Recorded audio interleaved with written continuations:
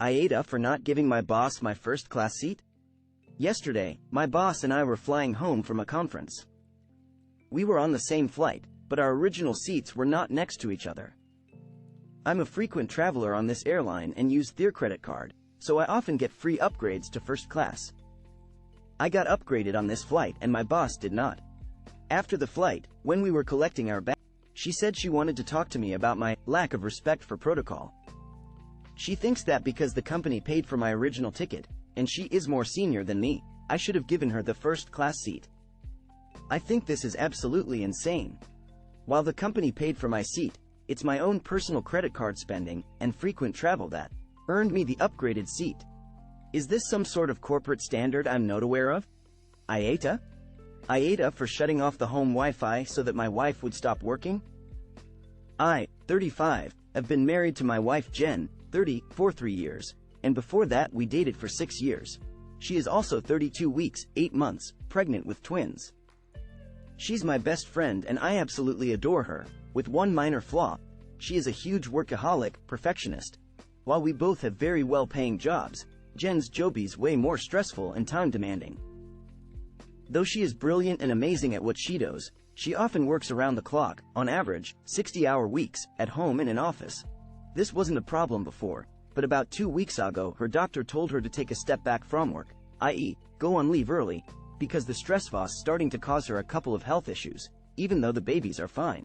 However, being the workaholic that she is, she has still been working from her laptop 6 to 8 hours every day.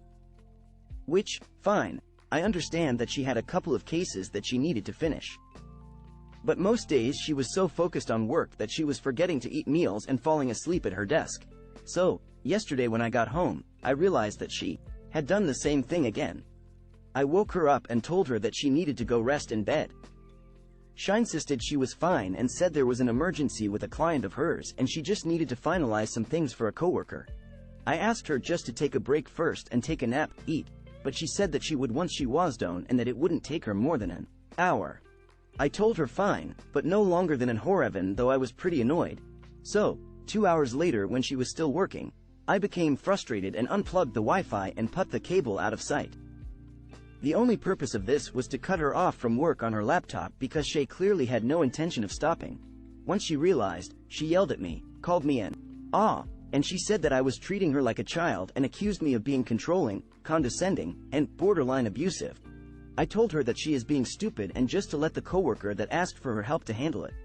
I said that she was free to use the mobile hotspot in her phone, or figure out the router herself, but otherwise I would plug it back in when I woke up, which I did. She was so mad that she slept in the guest room, and when I went to apologize the next morning for calling her stupid, not for cutting the internet, she said that she can't even look at me. She hasn't said another word to me yet. I'm starting to feel like I might have been a bit extreme, even if I only did it out of concern. Honestly, overdoing it by trying to meet deadlines that she's not even supposed to be responsible for. AITA. Edit. So, yeah. I wrote this thinking it would get 20 comments at most. Jen and I had a calm discussion about last night, pretty much immediately after I posted. She called me on my hit, told me that I only stressed her out more by cutting the internet, something a lot of people pointed out, and we both decided what we would respond if the other person was acting in a way that was harmful to our family so that we both would feel respected. I apologized for calling her stupid, and she apologized for calling me abusive. As it turns out, neither of us meant the name calling. I trust her judgment. She promised not to overdo it with work. I mentioned that we should go to therapy at least once before the boys are born, and she also thought it was a good idea. We made up, got burgers, and she PSSED out on the couch. But I do agree that I was in the wrong here, and I accept my YTA judgment. It's deserved and I'm going to work on my side note. It is horrifying that so many people were able to make out exactly what she does from what little I said about her job. She is a pretty kick-ass attorney though. AITA for kicking my friend out after she said I was treating my dog like a servant. IF27 recently moved into my new house. I have a golden retriever named Nala and she is the sweetest. I'm deaf, too. That bit is important. When I moved in, I had a bit of trouble having flashing light doorbells put in and there was a while I had to go without. My friends and family know to give me a call when they drop by instead of ringing the doorbell, but unfortunately I have missed many a package this way. For some reason, Nala caught onto this. At one point she began letting me know when someone was at the door. She'd do this in multiple ways. If I was in the living room where I can see the front door, she'd go and paw at the door, or if I was upstairs she'd come and gently headbutt me to let me know someone's there. It took me a while to catch on to what she was trying to do, though. And now, even though I have my doorbell installed, she still does it. I did not teach her how to do any of this. She just decided to help me out, lol. I brought a friend over for the first time recently. This is the first time she's met Nala as well. The first thing she comments on is, named her Nala, because apparently everyone and their grandma names their golden Nala. Lion King was my favorite movie growing up, sue me. Then I showed her a video of Nala pawing at the door because it got a bit awkward after that comment. It's usually a great icebreaker. She laughed and thought it was cute. I showed her another one. She asked me why Nala was doing, and I explained. She doesn't say anything for a minute and then goes, so, she's basically your servant? Is she just here to get the door? I was thoroughly done with her judgmental SS by that point and I just asked her to leave. She left, but she did message me afterwards saying I was rude as *UCK kicking her out after she traveled all the way to see me, and that how else was she supposed to think of my dog with videos like that? AITA for not sharing my toys with my best friend's daughter? So my 31F best friend, Riley, 31F, recently just got a part-time job after several years of staying home with her daughter, Ella, 6F. She and her husband, Joe, 34M, haven't been able to get the childcare situation totally sorted out and needed a babysitter last Saturday, so I agreed to watch Ella for the day while Riley was at work. I've been sort of the cool aunt ever since Ella was born. I typically will bring small gifts or activities whenever I know that I will be seeing her, which isn't all that often. Ella is a smart and engaged kid and I like to give her things that will interest her and keep her occupied. One important piece of information here is that I'm a very crafty person. I have a small online store and also work with local businesses for selling and distributing small batches of my product, hand-painted wooden figurines. I thought it might be fun to introduce Ella into my hobby business, so you ended up bringing 10 unpainted figurines to choose from, a few tubes of acrylic paint, and some paintbrushes. We immediately got to work and Ella was so into it. She had an absolute blast painting her turtle figurine. But when it came time for me to leave, I started packing up all of my supplies and Ella became visibly upset. Riley insisted that I leave the supplies behind so that Ella could keep and play with them. I disagreed, and basically said that I have no obligation to give away any of my belongings. I personally feel like I was more than generous, babysitting Ella on my day off. I do have a regular 9-to-5 job as well, and providing a fun activity for her.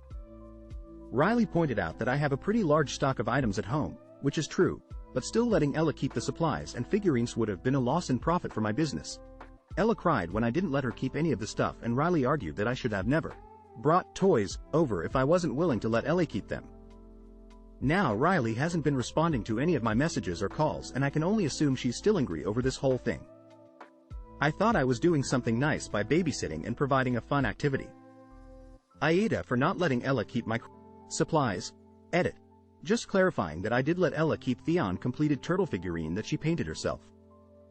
Everything else I took back home with me. AITA for not having cake for her birthday? Throwaway as I have friends on Reddit. I, 34F, have 2 boys, 10 meters and 8 meters, and my husband, Dirk, 40M, has a daughter from another relationship, Gwen, just turned 6F.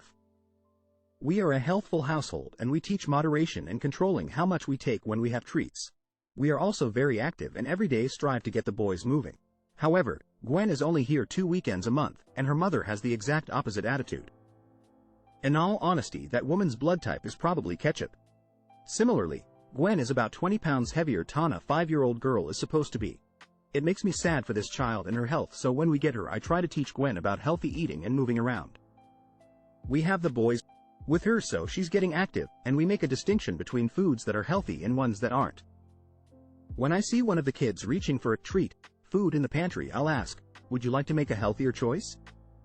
And Gwen is really getting it. She's always going for better choices now and is also asking for fruit at home, which is really good. Gwen's birthday ended up falling on one of her weekends with us, and while we were talking about what kind of cake to have, I asked Gwen about the healthier choice. My reasoning is unfortunately she's still getting all that garbage at home, and it's just not good for a growing girl. She agreed and we decided to have some low-fat ice cream so she can still have a sweet treat. It's a brand loves and asks for every time she's here, so she was happy with it. Until the next day after she went back to mom. Her mom called us furious. She said then when Gwen got home and she asked about her birthday with us on her cake, Gwen started crying because she really did want cake but didn't want to make a bad choice. She accused me of fat-shaming her daughter and that I owe her a cake and a big apology. I'm just looking out for the health of a child in my care, but I never said Gwen couldn't have cake and she could have had one if she said she wanted one. I suggested sticking to ice cream because I care. But did I go about it in a ta way?